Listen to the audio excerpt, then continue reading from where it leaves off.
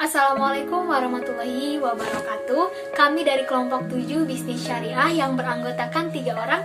Saya Anissa Waina Agustin bersama kedua rekan saya Sukma Raras dan Aditya Alin Sidki. Untuk mengefisienkan waktu, langsung saja ke pemaparan materi yang telah kami sediakan. Pertama, pembahasan pengertian produk jasa. Dalam bisnis, produk adalah barang atau jasa yang dapat diperjualbelikan.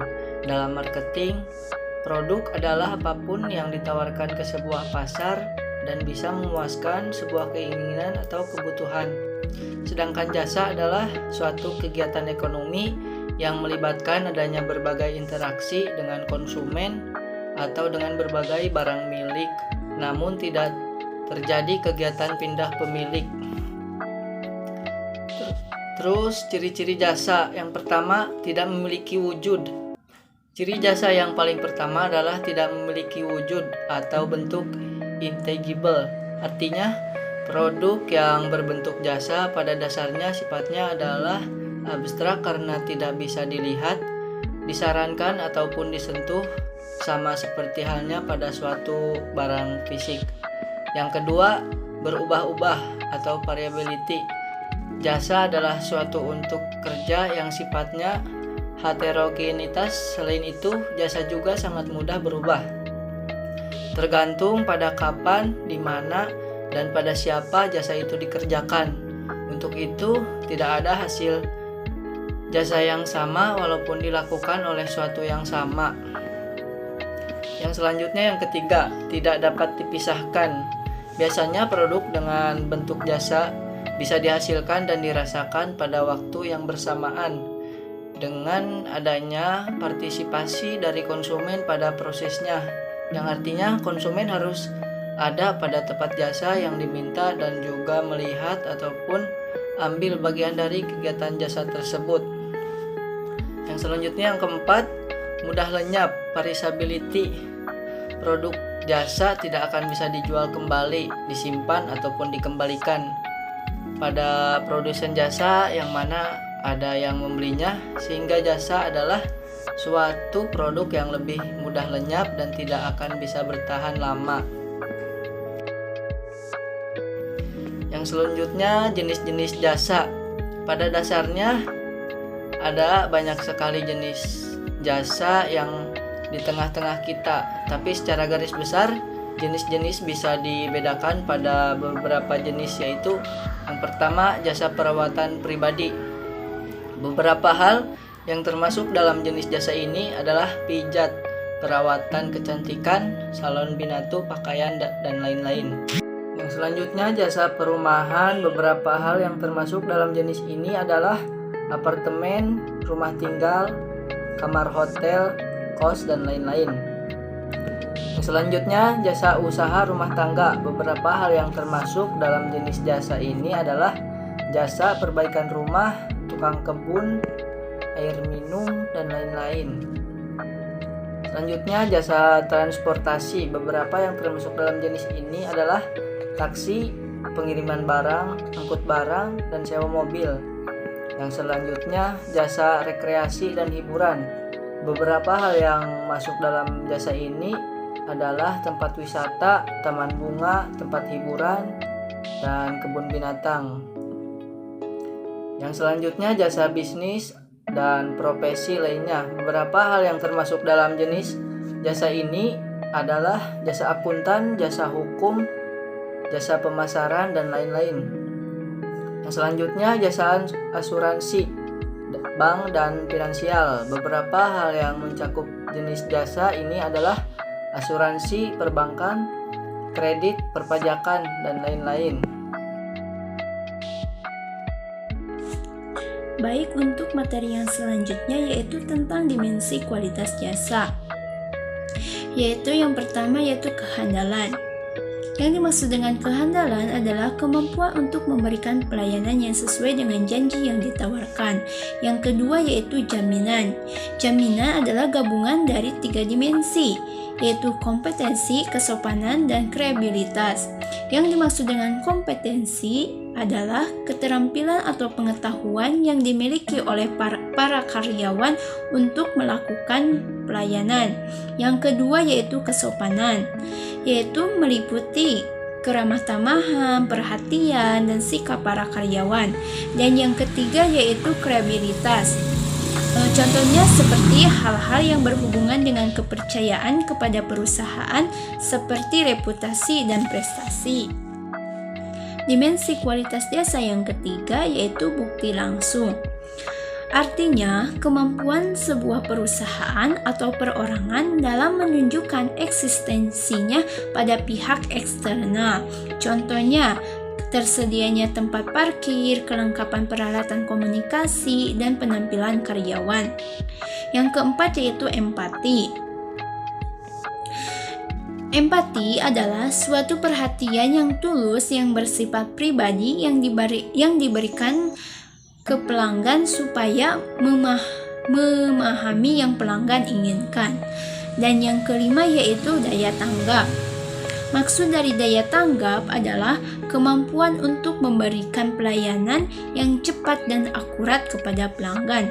Contohnya kecepatan karyawan dalam menangani transaksi dan penanganan keluhan pelanggan atau pasien. Baik, untuk materi yang selanjutnya yaitu tentang strategi pemasaran jasa. Yang pertama yaitu pemasaran eksternal. Pemasaran eksternal dikenal dengan sebutan 4P, yaitu produk, price, promotion, and price. Yang kedua yaitu pemasaran internal. Pemasaran ini tidak hanya sekedar pemasaran eksternal 4P saja, namun juga harus diiringi dengan adanya peningkatan kualitas ataupun keterampilan pada personil yang ada di dalam perusahaan. Yang ketiga yaitu pemasaran interaktif. Maksud dari pemasaran interaktif adalah kepuasan pelanggan tidak hanya berada pada mutu jasa saja, namun juga harus bisa digabungkan dengan peningkatan kualitas layanan agar bisa semakin meyakinkan pelanggan. Untuk materi yang selanjutnya yaitu pelayanan jasa dalam perspektif Islam. Pelayanan adalah sebagai aktivitas seorang, sekelompok, atau organisasi baik langsung maupun tidak langsung untuk memenuhi kebutuhannya. Sehingga dalam Islam telah mengangkat kerja pada level kewajiban religius yang digandengkan dengan iman. Hubungan antara iman dan amal atau kerja itu sama dengan hubungan antara pohon dan akar, yang salah satunya tidak mungkin eksis tanpa adanya yang lain. Sehingga Islam mengajarkan kepada manusia agar dalam memberikan pelayanan harus sesuai dengan prinsip-prinsip ekonomi, yaitu yang pertama yaitu harus bersifat profesional, di mana yang telah diriwayatkan oleh Tabrani, yaitu sesungguhnya Allah telah mewajibkan atas kalian berusaha bekerja, maka hendaklah kalian berusaha. Maksud dari hadis tersebut yaitu seseorang yang telah memiliki tanggung jawab dalam hidupnya, bekerja itu merupakan kebutuhan hidup yang hukumnya wajib. Itu karena bekerja sama mulianya dengan melaksanakan ibadah lainnya seperti sholat, haji, atau membayar zakat. Sehingga Allah Subhanahu wa Ta'ala sangat menghargai orang yang giat dalam bekerja. Selain memerintahkan bekerja, Islam juga menuntut setiap muslim agar dalam bekerja di bidang apapun harus bersikap profesional. Adapun ciri orang yang bersikap profesional yaitu qanaah, yang artinya cakap dalam bidang pekerjaan yang dilakukan. Yang kedua yaitu himatul amal, yang artinya memiliki etos kerja yang tinggi. Dan yang ketiga yaitu amanah, artinya bertanggung jawab dan terpercaya. Terus kenapa sih seorang pembisnis atau pengusaha harus memiliki sikap profesional karena agar pelayanan yang diberikan kepada konsumen memuaskan. Pelayanan jasa yang kedua yaitu bersikap amanah, di mana hadis yang telah diriwayatkan oleh Ahmad dan Abu Daud yaitu tunaikanlah amanat terhadap orang yang mengamatimu dan janganlah berkhianat terhadap orang yang mengkhianatimu. Terus kenapa sih seorang pembisnis harus memiliki sikap amanah? Agar dia menyadari bahwa apapun aktivitasnya yang dilakukan, dia selalu diketahui oleh Allah Subhanahu wa Ta'ala. Untuk pelayanan jasa yang ketiga yaitu memelihara etos kerja, di mana yang telah diriwayatkan oleh Baihaqi yaitu tidaklah seorang di antara kamu makan suatu makanan lebih baik daripada memakan dari hasil keringatnya sendiri. Maksud dari hadis tersebut adalah jika seseorang memenuhi kebutuhan hidupnya harus berusaha untuk bekerja, dan dalam memenuhi kebutuhannya diperlukan semangat yang tinggi dan bersungguh-sungguh. Contoh produk jasa bisnis syariah. Yang pertama ada bank syariah. Bank pada dasarnya adalah entitas yang melakukan penghimpunan dana dari masyarakat dalam bentuk pembiayaan atau dengan kata lain melaksanakan fungsi intermediasi keuangan. Bank syariah adalah bank yang menjalankan kegiatan berdasarkan prinsip syariah atau prinsip hukum Islam yang diatur dalam Fatwa Majelis Ulama Indonesia seperti prinsip keadilan dan keseimbangan, adl wa tawazun, kemaslahatan atau maslahah, universalisme atau alamiah, serta tidak mengandung goror, maisir, riba, zalim, dan objek yang haram.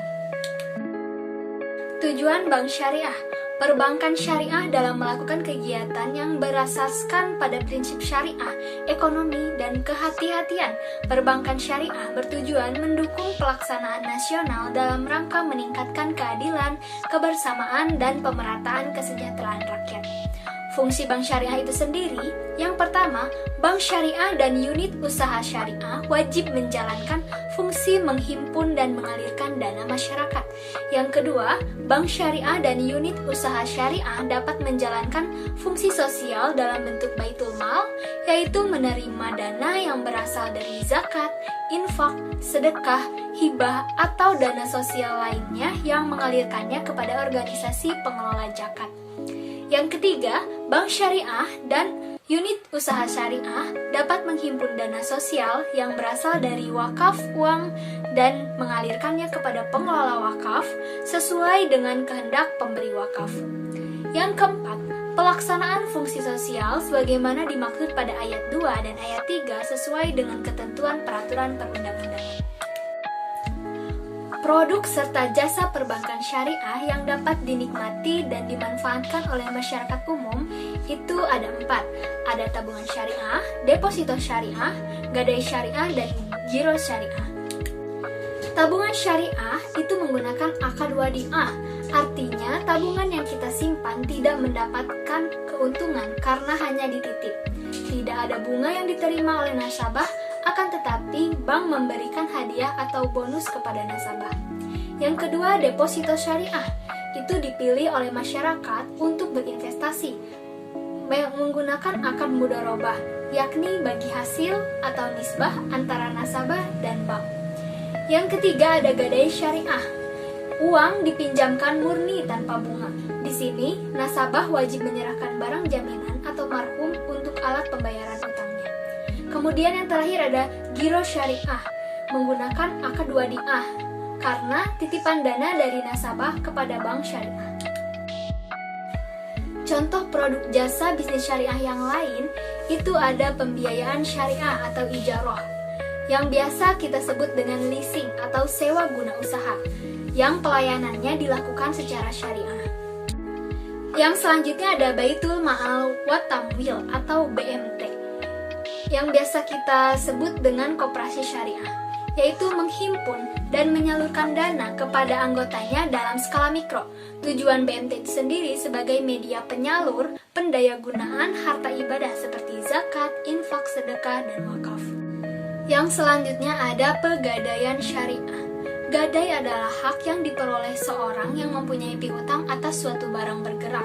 Pegadaian syariah ini sama dengan pegadaian pada umumnya, namun di sini penghimpun kegiatan gadai yang dilakukan sesuai syariah Islam. Selanjutnya ada asuransi syariah yang biasa kita sebut dengan asuransi ta'awun, yang artinya tolong-menolong. Oleh karenanya dapat dikatakan bahwa asuransi ini prinsipnya saling toleran sesama manusia untuk menjalin kebersamaan dalam meringankan bencana yang mungkin dialami. Sekian untuk contoh produk jasa bisnis syariah. Sekian pemaparan materi dari kelompok kami mengenai produk jasa bisnis syariah. Mohon maaf bila ada kesalahan. Terima kasih atas perhatiannya. Wassalamualaikum warahmatullahi wabarakatuh.